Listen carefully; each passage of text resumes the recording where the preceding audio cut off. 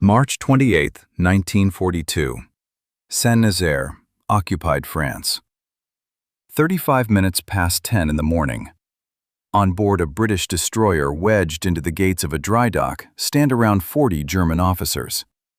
They arrived a few hours ago to inspect the prize.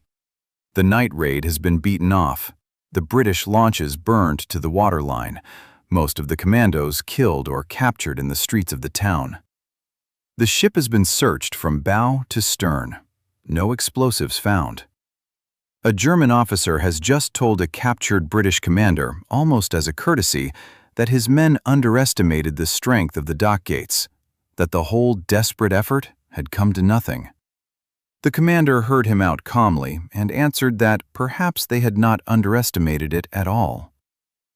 On the quay stand several hundred German soldiers and local civilians. They take photographs of the wreck. They climb aboard for souvenirs, picking through the smashed superstructure. And then, 4.5 tons of explosive, hidden in concrete in the forward compartments, do the thing they were put there to do. The blast kills around 250 people. In this operation, the Germans lose more men than the British, roughly 360 against 169.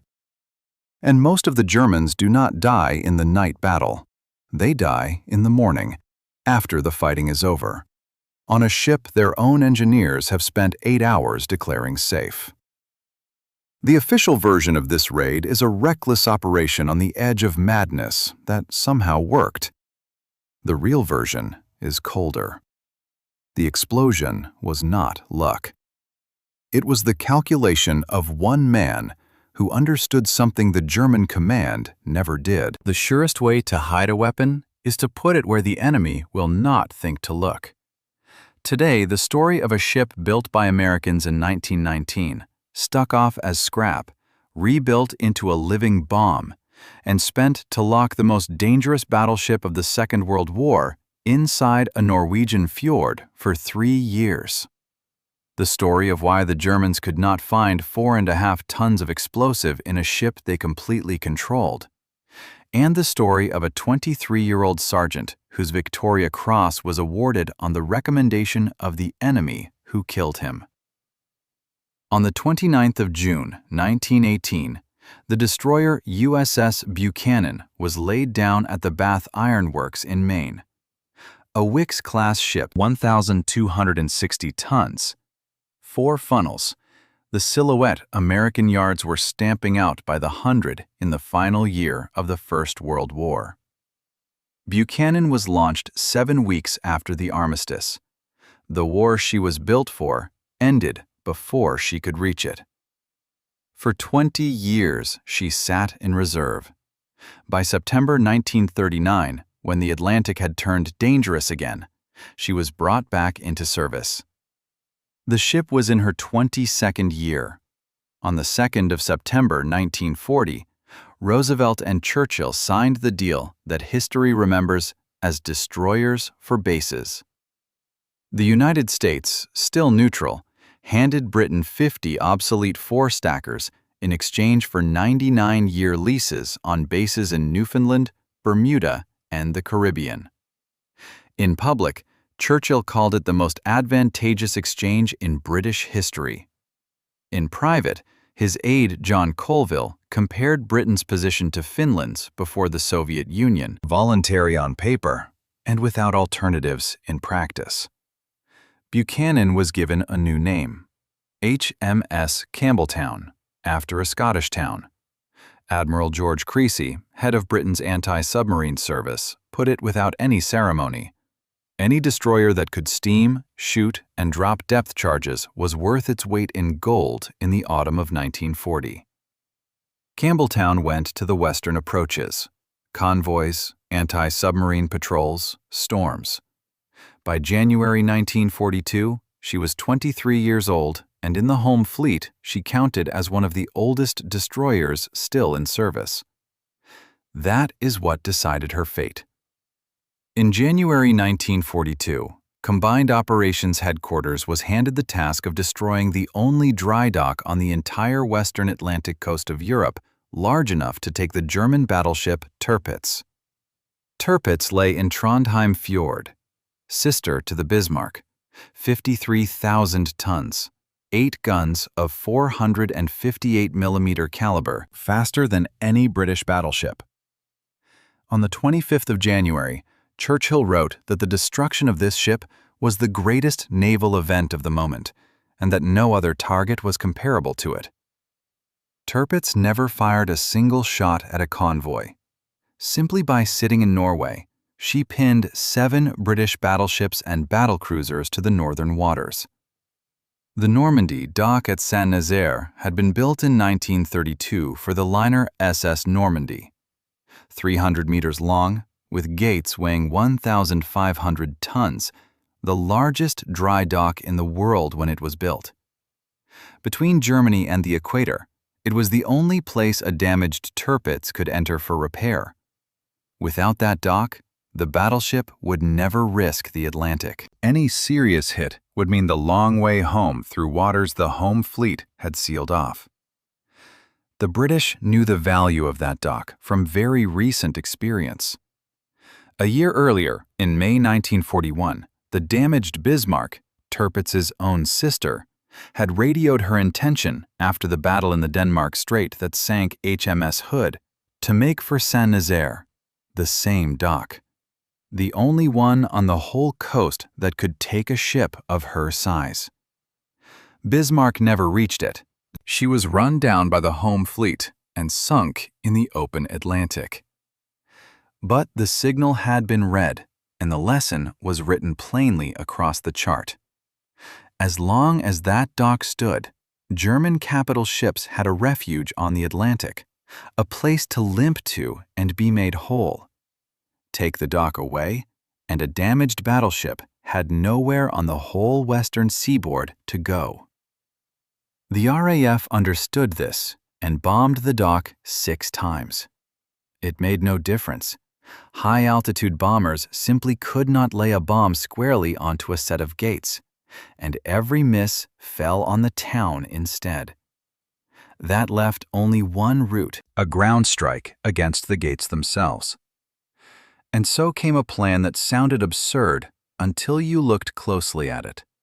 To use not the ship as the weapon, but the ship as the delivery system for a weapon hidden inside it.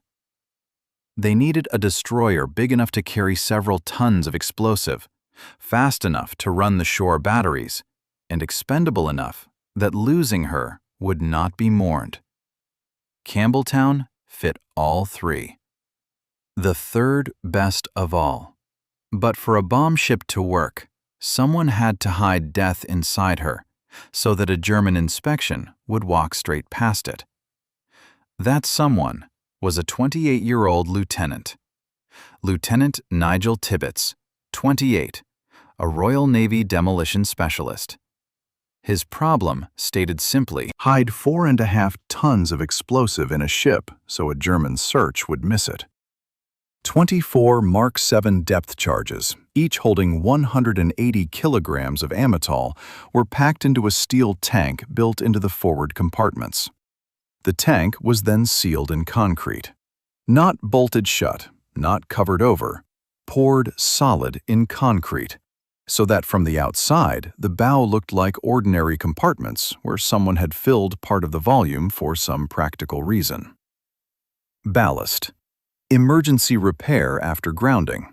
Hull reinforcement. Anything but what it actually was. The detonators were 3 pencil fuses with a delay of between 6 and 10 hours. The principle is crude and reliable. Acid eats slowly through a thin wire. The wire finally parts, and the freed striker snaps down onto the cap. The exact timing depends on the temperature of the water and the air, and a 2-hour margin either way is normal for that kind of fuse. 3 were fitted, side by side, in case 1 or even 2 of them failed. Tibbets would have to arm them himself, by hand, standing in the dark of the forward compartment shortly before the ramming, while the ship was already running in toward the guns. The first trap was the material itself.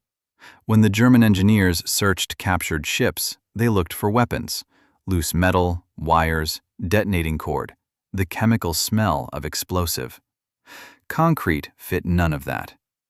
Their inspection instructions had been written to find shells and mines abandoned in holds, not a featureless concrete casting in the bow of a destroyer. Tirpitz had built a threat the enemy had no procedure for and no precedent to recognize.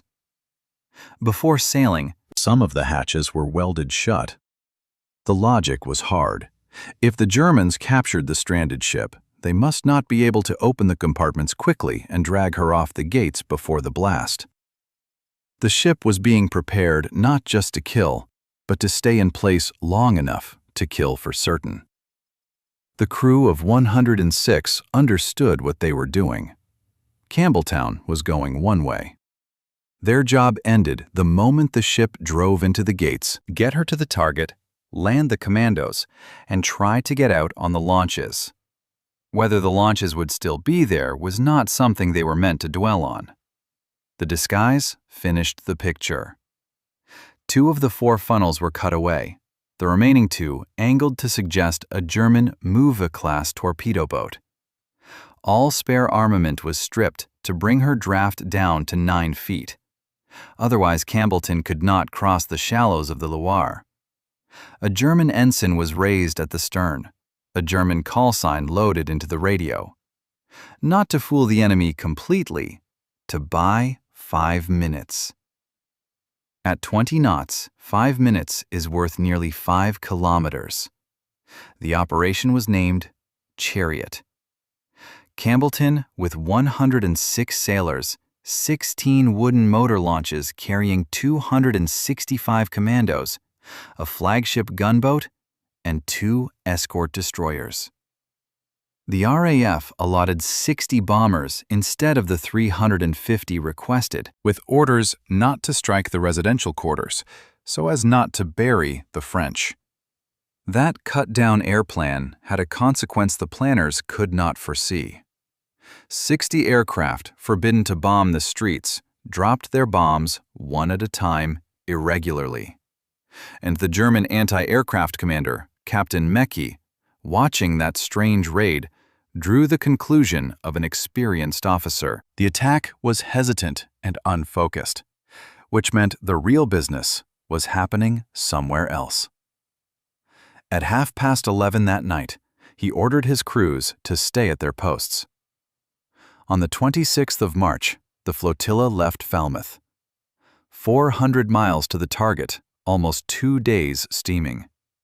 For 2 days, the wooden launches held formation in the open Atlantic, and every man aboard knew his ticket home depended on those launches surviving at the jetty after the landing. On the 2nd day, the German submarine U-593 surfaced dead ahead, spotted the column, and dived to report.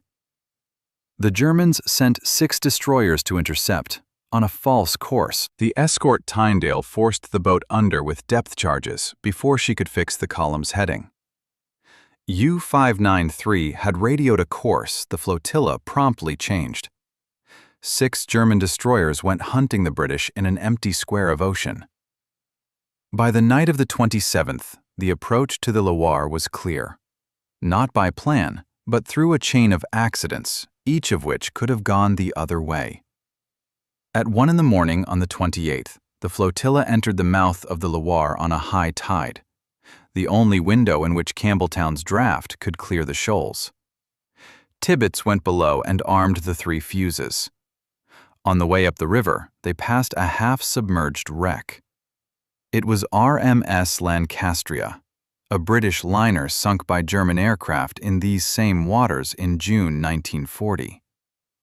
More than 1,700 people died on her, the worst maritime disaster in British history. One Churchill ordered kept out of the papers to protect morale. Men were going to an operation most of them would not come back from, past a ship that had become a grave for more people than their entire force. Campbeltown touched bottom twice and pulled herself off both times. At 22 minutes past 1, the German searchlights came on. The port lay about 2.5 kilometers ahead. Under the German ensign, Campbeltown signaled in German, under fire from friendly forces. Options permission to enter. The shore post asked them to wait, and went to query headquarters. 4 minutes. At 28 minutes past 1, the Germans opened fire. Campbeltown ran up the white ensign of the Royal Navy. Beatty ordered full ahead, 19 knots through the crossfire of 32 shore guns and nearly 50 anti-aircraft pieces, every one of them now firing at a single ship lit up in the searchlights. The run to the gates took only a few minutes, but those minutes were the heaviest fire many of the crew would ever see in the whole war. 20-millimeter rounds punched clean through the thin sides of the wooden launches without even arming. 105-millimeter shells tore into the destroyer's superstructure. Campbeltown's first helmsman was killed at the wheel. The second was wounded and dragged clear. And the ship was being steered now by a third man, laying her bow onto the target almost from memory because the searchlights had blinded the bridge, and the target itself was lost in glare. But the engine room, deep below the waterline, held. The boilers kept their pressure. The speed did not fall. At 34 minutes past 1, 4 minutes behind schedule, which Beatty noted dryly as, well, there we are, 4 minutes late. Campbeltown smashed through the anti-torpedo net and, with a grinding heard on both banks of the river, drove into the southern gates of the dock at 20 knots. The bow crumpled and entered the steel structure to a depth of nearly 12 meters. The stern went under. The ship was jammed solid in the gates she had been sent to destroy, in exactly the position she was needed. Off the bow went the Commandos, 7 teams with specific targets: the pumping station, the winding house, the gate machinery. They worked in the dark, under fire, in the smoke of burning launches, and hit most of their targets within 20 minutes. This was not theater. A dry dock runs on pumps. They drain the water when a ship comes in and flood the chamber when she goes out.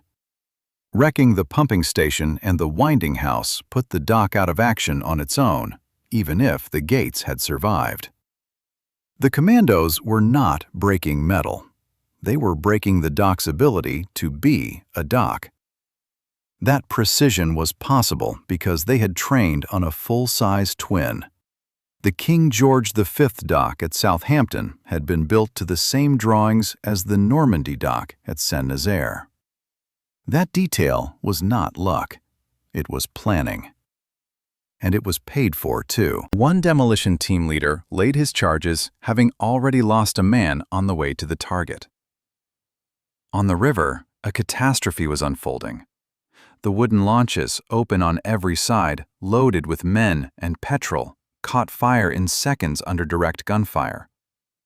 By the time the Commandos ashore turned back toward the jetty to embark, 12 of the 16 launches were sunk or burning. The way home had closed in the first 40 minutes, and the men ashore did not yet know it.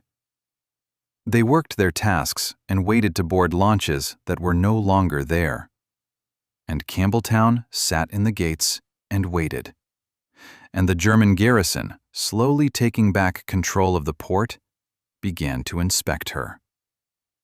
If you're finding the way the Germans missed 4.5 tons of explosive in a ship they fully controlled interesting, subscribing helps the channel and means you won't miss the next one.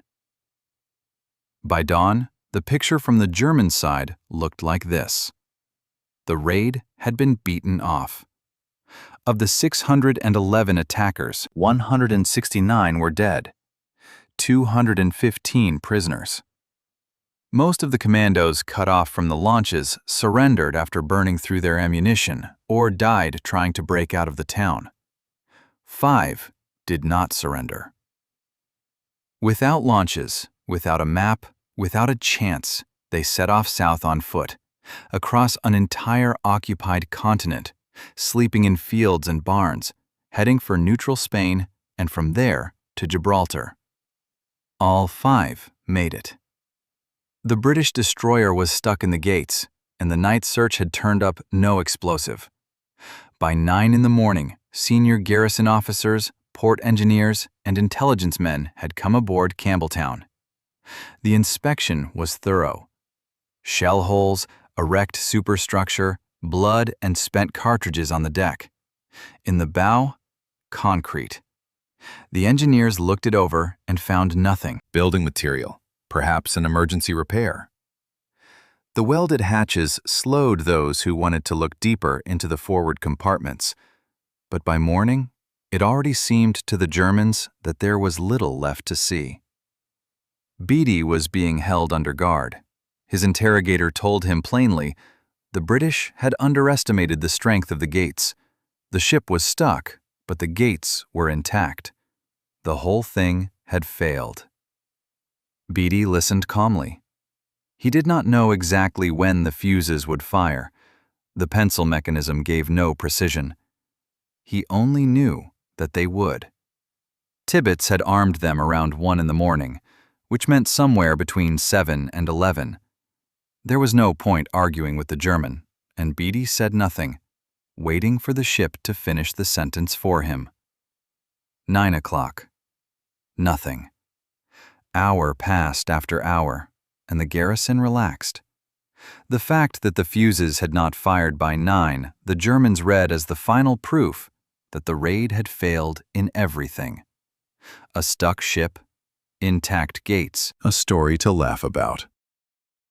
People drifted aboard and onto the quay beside her.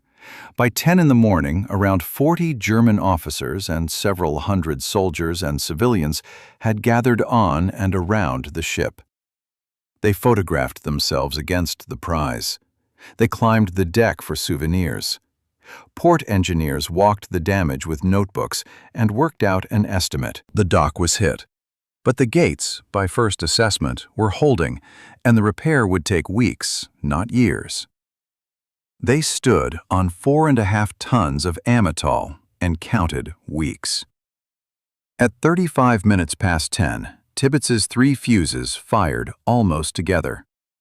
4.5 tons of amytal detonated in the bow of a ship driven hard into the gates. The blast tore the forward section apart, ripped the 1,000-ton gates from their seats, and killed around 250 people on and around the ship. Among the dead were the port engineers working out the estimate, and the intelligence officers who had inspected the ship and found no explosive. The question the interrogator had put to Beatty a few hours earlier, whether the British had underestimated the strength of the dock, was answered at 35 minutes past 10.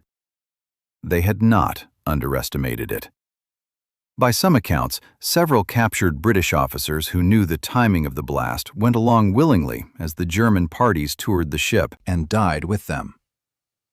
The episode appears in several sources, but there is no confirmation of it in primary records. We give it with that caveat. The blast did not end the night for the Germans.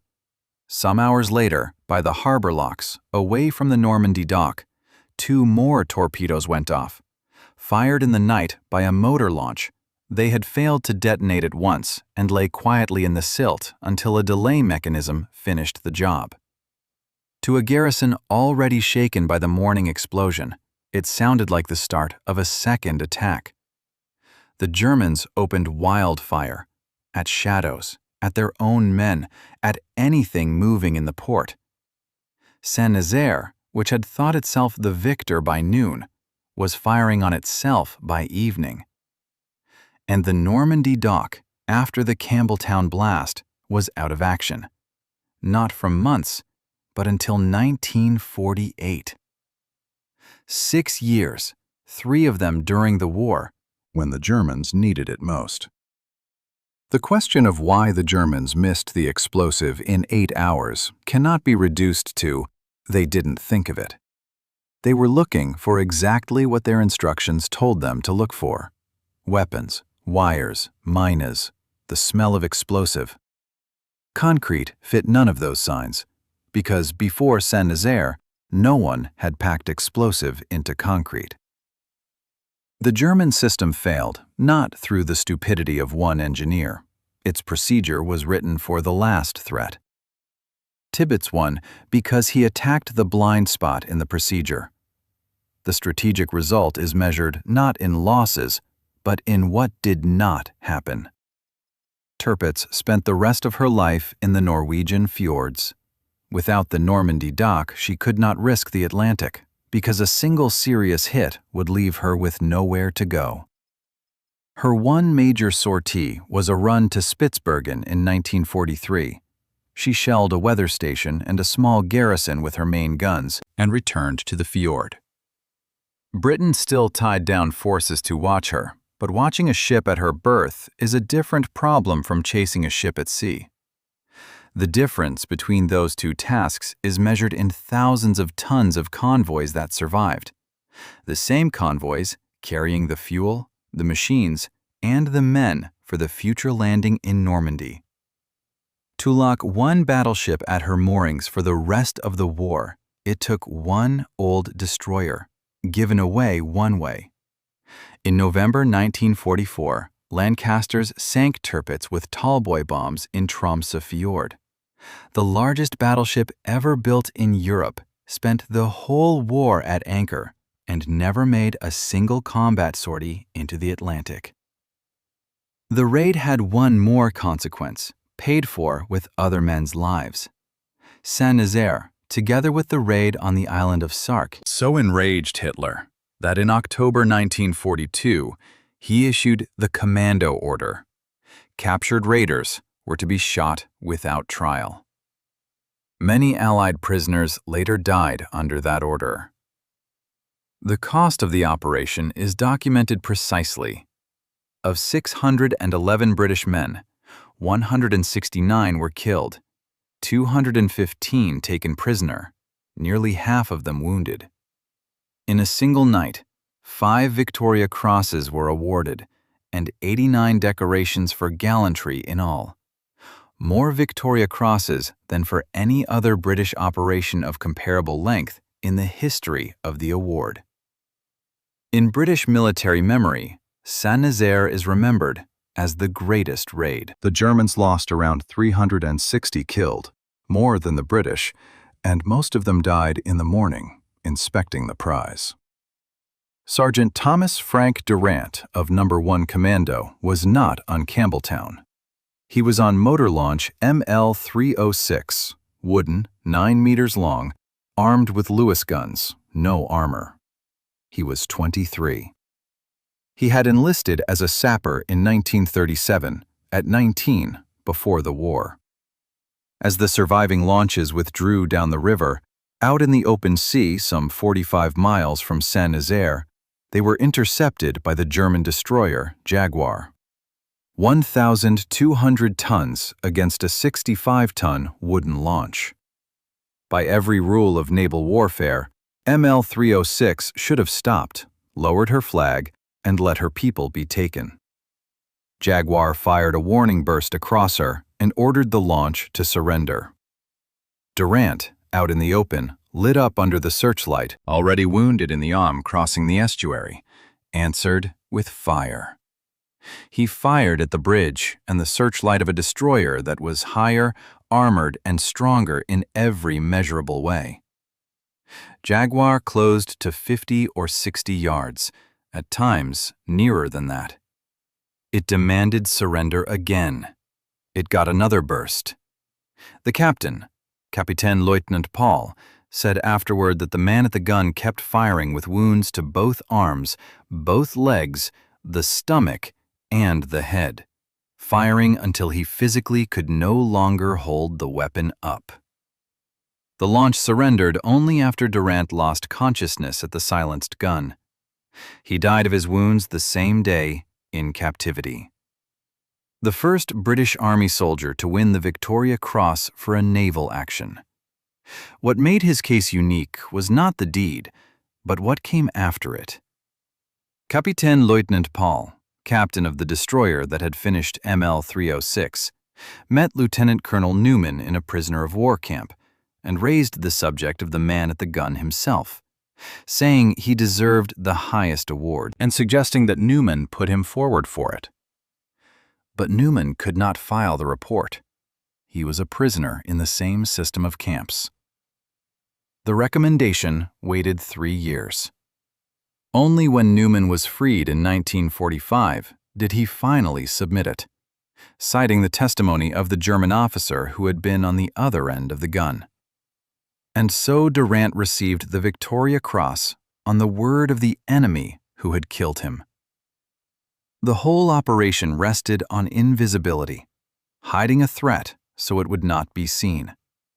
Durant did the opposite. He stood at full height under the searchlight of an enemy destroyer, in plain sight of everyone, and fired until he could not. One man hid death in concrete. The other hid nothing. The Normandy dock was repaired by 1948, 6 years after a 23-year-old American destroyer drove into its gates. Tirpitz sank in 1944, having never once entered the Atlantic. The Germans were looking for a bomb. Tibbets hid building material. If this story was new to you, a like and a subscribe help the channel reach the people it will be new to as well.